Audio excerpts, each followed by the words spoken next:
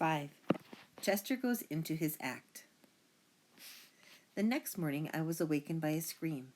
"Robert, Robert, come down here right away. There's something wrong in the kitchen." For a moment panic seized me. I thought she'd run out of dog food, but then I remembered the events of the previous evening. Mr. Monroe came bounding down the stairs. "Chester, Chester," I cried. "Did you see Mr. Monroe? His face has turned white. It's Bunnicula, isn't it?" "No," he said calmly. "It's shaving cream. You idiot." By now the excitement in the kitchen was at full throttle. The table was covered with Bunnicula's handiwork. There were white beans and white peas and white squash and white tomatoes and white lettuce and white zucchini. "What can it mean, Robert?" Mrs. Monroe was saying. "I'm getting worried. One tomato is a curiosity, but this is unheard of." "There must be something wrong with our refrigerator. That's it. It's turning all the vegetables white." "But look," she said. "I left these tomatoes on the windowsill, and they're white too. And this squash I left in the bowl on the table." At that moment, Pete and Toby came into the kitchen. "Holy cow, what's going on?" "Hey, maybe it's a vegetable blight, Mom." "Could that be, Robert? Did you ever hear of anything like that?" "Well, no, actually, that is. I've heard of blight, but nothing like this." Chester leaned my way. "This will take forever if we leave it up to them. Sometimes human beings can be so slow." I started to answer him, but he was heading for the table. "What about that friend of yours in the agricultural department?" "Oh, Tom Cregan? Could we call him and ask him if we're doing something wrong?" "It's DDT, Mom," Peter interjected.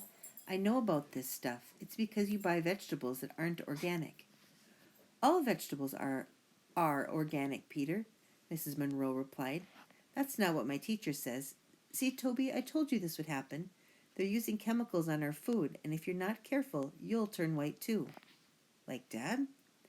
"Robert, couldn't you take that shaving cream off your face?" "Oh, yes, of course. Where's my towel? I know I brought it down with me." For that matter, where was Chester? I'd seen him going toward the table, but I'd lost track of him listening to all that talk about DDT. I just hoped they didn't use any of that stuff where they grew chocolate cupcakes. "Pete, did you take my towel?" "Why would I take your towel, Dad? I don't shave."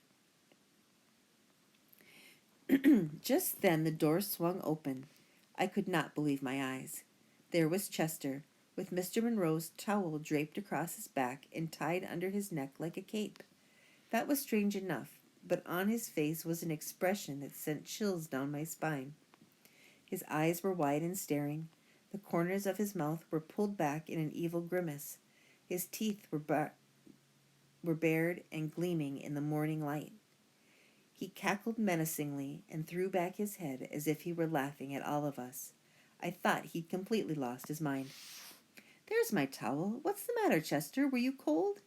Mr. Monroe bent down to take the towel from Chester.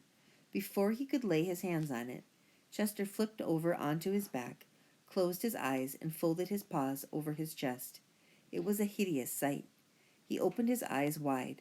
With paws outstretched, he slowly lifted his head. His eyes glazed and vacant. Soon the upper half of his body followed, all in one smooth flow until he was in a sitting position. "Hey, Dad, did you leave your brandy glass out last night? Chester is acting a little weird."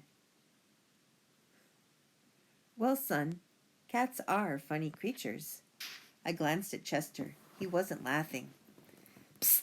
Chester, what are you up to?" "I'm a vampire, you dolt. Can't you tell? I'm trying to warn them." "Well, it's not working. You'd better think of something else." Chester frowned, apparently deep in thought. "So you see, Toby," Mr. Monroe was explaining, all cats are as individual as all people. Maybe he just wants to get our attention. Isn't that right, kitty cat?" Ordinarily, Chester would have left the room upon being called kitty cat, but he was lost in thought. "Come on, Chester, give me back my towel." Mr. Monroe moved toward Chester. Chester's eyes lit up. He looked at me and smiled. I sensed I was not going to like what he had in mind, I was toying with the notion of slinking under the table when Chester fixed me with his eyes. How deep they were, like black pools. I felt myself floating, lost in them, my will no longer my own. I felt an inexplicable urge to murmur, "Yes, master," when he walked slowly, steadily toward me. As he drew nearer, I found myself unable to move. He stopped before me, never taking his gaze from me, and lunged. Yow! Mom, Chester bit Harold on the neck. That wasn't a real bite, was it, Chester? That was a love bite. Isn't that cute? Love bite my foot. That hurt. Chester, what's the matter? I spluttered. Do I look like a tomato? Oh, it doesn't matter anyway, Harold. They don't understand. How can human beings read the same books I do and still be so thick? Our conversation was interrupted. Mrs. Munro picked Chester up and cuddled him. I was praying she would not add insult to injury by kissing his nose, which he hates more than anything. Poor Chester. Do you need a little love? Do you know what I'm going to do to you, you big ball of fuzz, you? Uh-oh. I could tell what was coming. I'm going to kiss you on your little nose. Yep, I could tell that was coming, all right. Chester knew better than to resist. He went limp in Mrs. Munro's arms. Mr. Munro took his towel off Chester. I still don't know why he's wearing my towel, he said. I think he must be cold, dear. Here's your towel. Why don't you get his kitty sweater? Chester looked ill, and he can wear that all day. As Chester was being buttoned into his bright yellow sweater, with little purple mice and cowboy hats all over it, Mr. Munro said, "What about those vegetables? Shall I speak to Tom Cragen?" "Yes, dear," Mrs. Munro said.